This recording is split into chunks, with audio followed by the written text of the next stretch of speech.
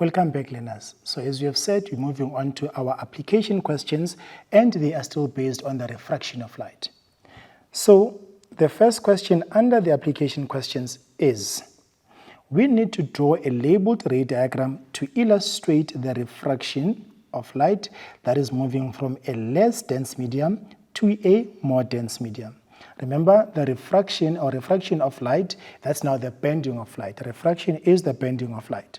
So this light, it is moving from a less dense medium to a more dense medium. Now, we need to now show the different types of mediums that we have. So we're going to use a border to show that we have two different mediums, a less dense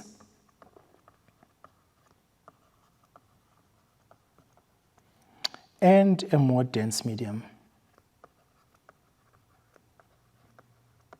Now, between these two mediums, we are going to also have an imaginary line, which is our normal line, which we know that it is drawn perpendicular to the surface, in this case perpendicular to the border. That makes an angle of 90 degrees. So let's draw it on this side, makes an angle of 90 degrees. Light is moving from a less dense medium to a more dense medium. We know moving from a less dense to a more dense, the speed of that light is going to slow down, and if it slows down, the light is going to bend. Now, we need to decide we need to know actually if whether when it bends, does it bend away from the normal or does it bend towards the normal? So the light coming from the source, entering this medium at an angle that is not 90 degrees. If it was 90 degrees, it was going to be straight through a horizontal line, and if that was the case, the direction of this light was not going to change. It was going to continue in a straight line. But because it is entering at an angle that is not equal to 90 degrees, then what is going to happen? It is going to bend or change direction. So does it now bend away from the normal or does it bend towards the normal?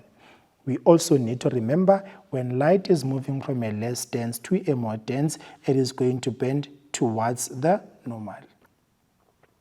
So the light is going to bend towards the normal. And we always need to remember that in this diagram, so this is our normal line. If we were to label it as we are asked, this is our normal line. This is our incident ray. This is our refracted ray.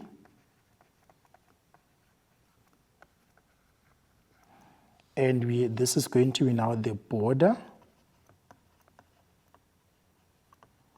between the two mediums. We also now need to have the angles, the angle of refraction and the angle of incident. Remember that those two angles are drawn between the ray itself and the normal line.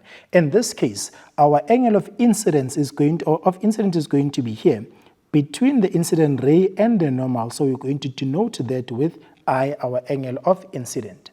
And then this one here, our refracted ray, our refracted angle, our angle of refraction will be between, again, still the normal and the refracted ray. So we're going to use small letter r to show that we're having that particular angle there. So this is going to be our, if we were to label it, let's not use an arrow because that might cause some confusion. So this is going to be our angle of incident, and this is going to be our angle of refraction. There we go. So that is going to be our diagram that we need to draw, our ray diagram of light moving from a less dense medium to a more dense medium. Moving on to the next question, we are now asked, as light moves from a less dense medium to a more dense medium, the angle of refraction does what? So we know that we have our border, our normal line. As light moves from a less dense medium to a more dense medium, it bends towards the normal. Now, we need to now talk about the relationship between the two angles, the angle of incident and the angle of refraction here. So as the light is moving from a less dense medium to a more dense medium, this angle here between the normal and the refracted ray is going to be smaller than the angle that is between the normal and the incident ray.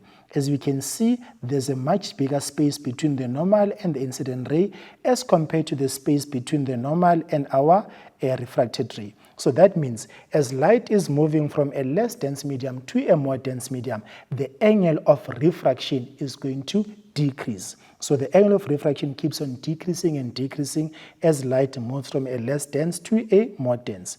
The opposite is true, that if light was to be moving from a more dense medium to a less dense medium, the angle of refraction was going to be increasing. It was going to increase. So the answer here, moving from a less dense to a more dense, the angle of refraction decreases.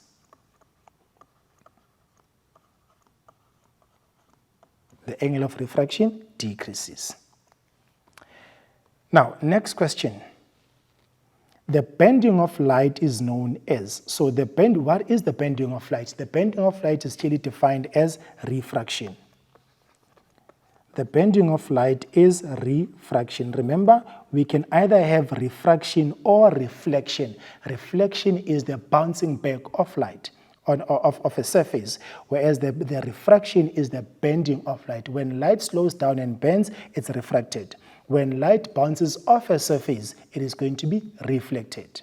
Now, we still have the two angles of either reflection, when you're talking about reflection, angle of reflection and angle of incidence. Here, we have the angle of refraction and the angle of incidence.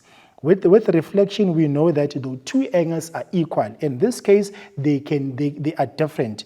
The one can either be greater than the other one. The angle of incidence can be greater than the angle of refraction, or the angle of refraction can be greater than the angle of incidence. Remember, it can only be greater if the light bends away from the normal. Then the angle of refraction in that case will be greater than the angle of incidence.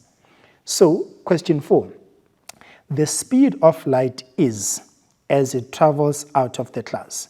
So if it is now moving from a less dense medium to a more dense medium, we know that the speed of light is going to slow down.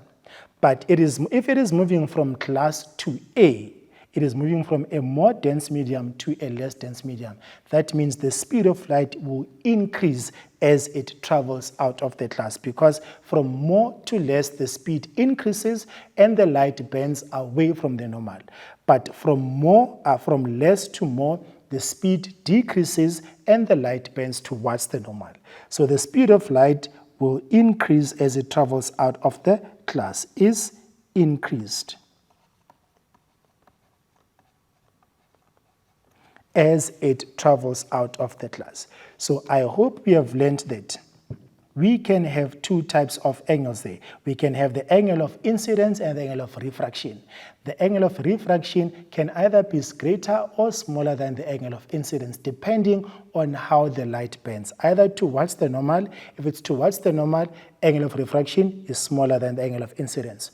Away from the normal, angle of refraction is greater than the angle of incidence.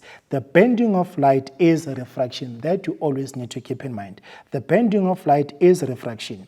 And as light moves from a less dense medium to a more dense medium, the speed of it is going to slow down.